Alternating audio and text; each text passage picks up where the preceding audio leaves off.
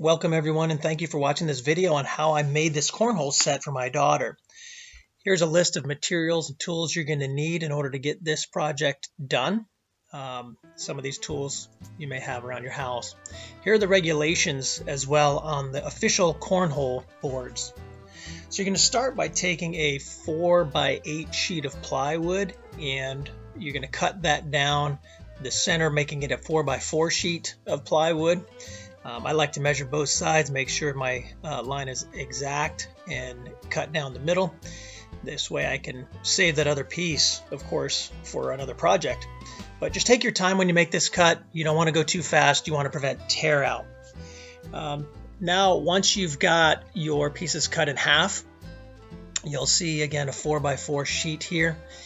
You want to take that piece, you're going to lay it out and draw another line down the middle with the grain. That's important, to cut a 2 foot by 4 foot section, and these are going to be the decks for your cornhole boards. Again, take your time here, make sure that it's done. You can use some clamps to hold a straight edge down to guide your circular saw. So here you go. You've got your 2 foot by 4 foot decks for your cornhole. Now going over to the miter saw, you're going to cut your 8 foot boards. This is going to be for your side rails. You're going to cut them to 4 foot lengths. These are your 1x4s. I stacked them together to make it easy. You're going to again cut them to 4 foot lengths. You should have 4 of these, 2 for each cornhole deck. And make sure again the extra length is there, that you cut it nice and clean, exactly 4 feet. There you go. You should have 4 of them. Once those are done, you're going to cut the crossboards. These crossboards, I call them, there'll be 4 for each board, for each cornhole board, and they're going to measure 22.5 inches. 22.5 because those long rails, the long side boards, are going to go on the outside, and these are going to go on the inside. That would measure then a total of 2 feet wide once you get it done right. So again, you should have 8 of these total that you would make out of your 2 8-foot 1x4s. Once you see here, I'll stack them out. They're exactly the same. Again, 22.5 inches, 4 of them for each of the boards. Now you're going to rip 2 of these down though. You're going to rip them down to 3 inches. I didn't get this on video. I apologize after I'd already cut it, but you want to get 2 of those crossboards ripped down to 3 inches. That's so you can have clearance for your storage compartment, which is here. This storage compartment piece of wood measures 12 inches by 22.5 inches.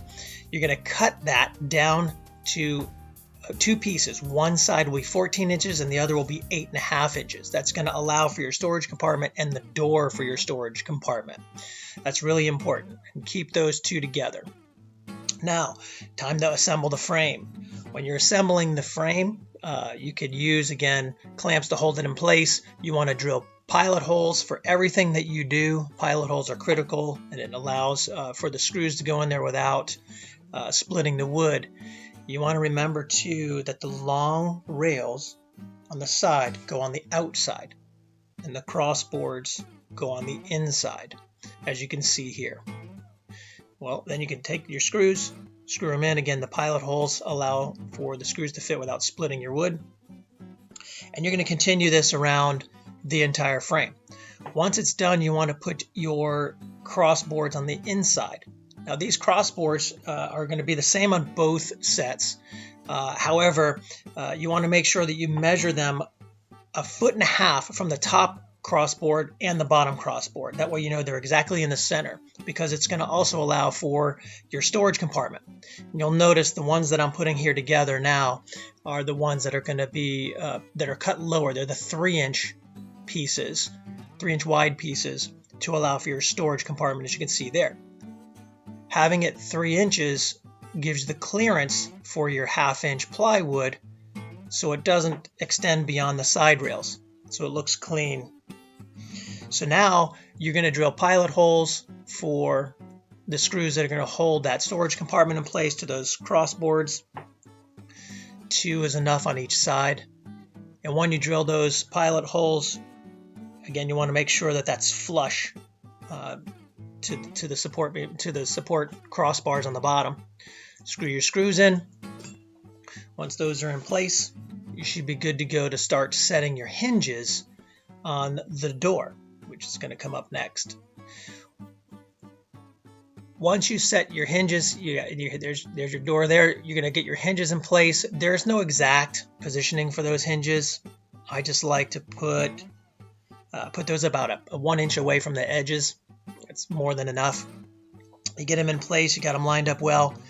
Just want to drill your pilot holes on all 4 of those.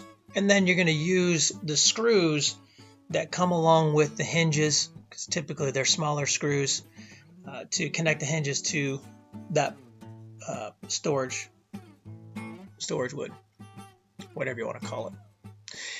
Once they're in place, you can see how the door opens and closes. Very simple, very clean.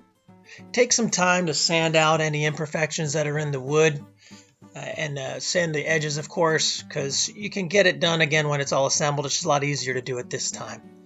Now you're going to assemble the deck to the frame. You want to drill your pilot holes again, and then take some time to screw your screws in evenly. You want to make it look good, have them all spaced apart the same. I put 5 on the sides and 3 on the top and bottom. There you go. You can see how it looks now that it's assembled with the door underneath. Now you're going to screw in your cross boards in the center. I just put 2 screws, drilled some pilot holes there, had a straight edge to make sure I was in line, and then 2 screws in each one of them should be enough to have the support.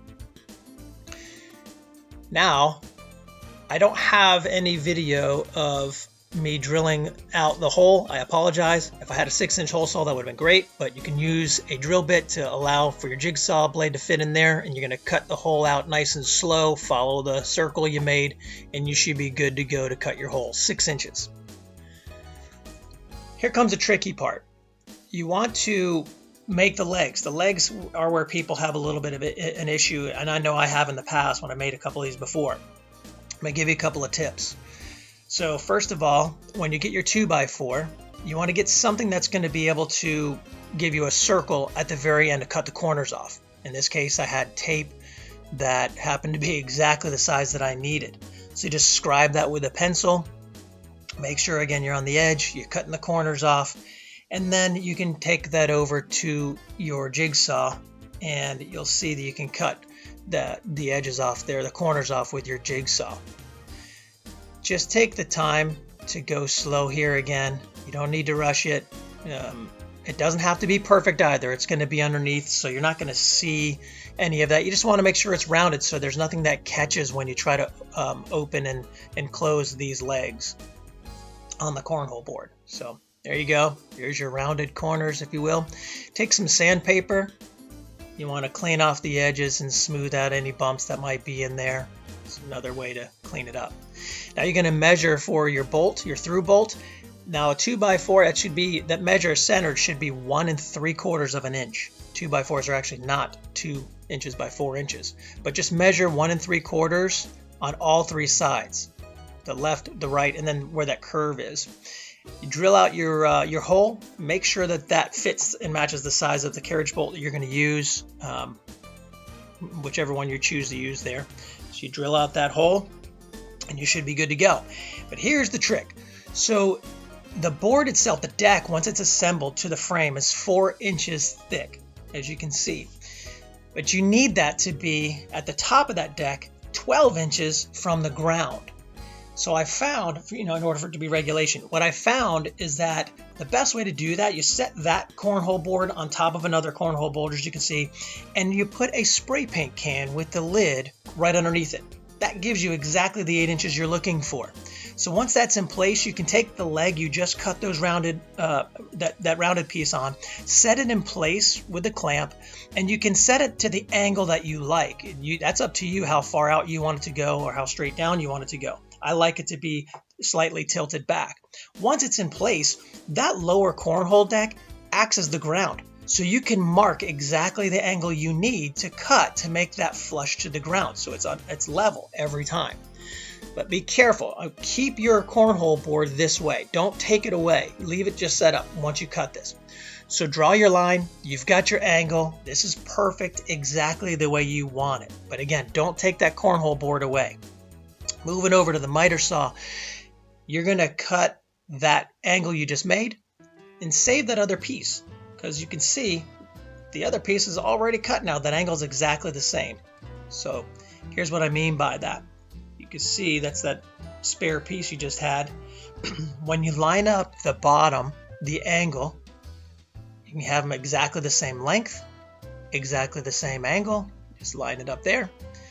And then flip it over and scribe that circle, that curved surface. And you can take the pencil and push it through the hole you've already drilled for the carriage bolt. There you go. Now you've got it all marked. Remember what I told you, don't take that cornhole board away. You can put the leg back on it the way it was just set up, making sure your angle was the same when you reset it. Then flip it over and drill out your hole. This way, there's no question as to whether or not you're in the right place, because you might change that and it would change the angle of your leg if you didn't do it right. So again, set it, flip it. Now we're going to put the carriage bolt through. Again, I like to use galvanized, so just in case it's outside. And then you put your bolt, then a washer. You're going to put your leg, another washer. And then I like to use a wing nut, so again, I could tighten it or loosen it as needed. You could use whatever you'd like to fasten these on. There you go. Legs on and off. Do the same for both sides. Open and close. Very easy. So there's your completed raw cornhole deck. You could do that. Obviously, the same thing for both sides, so you have them matching. It looks great. Just some final sanding, a few coats of paint, and the completed project is right here. Now, my daughter chose this color pattern and style. She saw that on the internet, so I copied that. And of course, she chose the color of the bags as well. Here's a shot of the storage compartment from underneath. You can put a latch in there, however you want to latch that, but that's how it looks. Thanks for watching, everyone.